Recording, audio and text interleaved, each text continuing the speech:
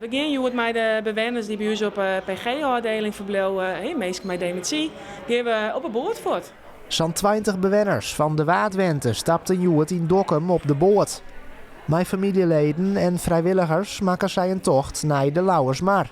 Vandaag is de boottocht die wij in 2020 hebben uitgeschreven in het kader van Ik ben Wil en ik heb Alzheimer.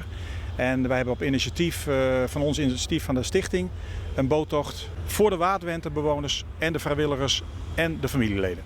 De tocht waard mogelijk maken door de stichting Ik ben Wil. Een soort ondernemers, maar ook particulieren had de stichting stiepen. Daardoor kunnen de bewoners de nou een mooie dag op uit.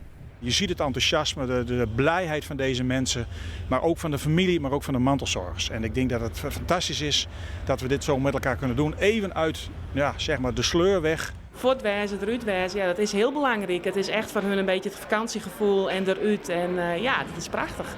De stichting Ik ben Wil vreeg het omtinken van mensen met Alzheimer. Oer een paar weken volgt het letterlijk een hichtepunt in haar campagne. Dan beklimmen Vocht en 2 orendokkumers de Kilimanjaro in Afrika. We zijn er klaar voor. De laatste weken nog in training, maar het gaat bovenal hartstikke goed. Wanneer zullen jullie die kant op? Begin juni gaan we die kant op.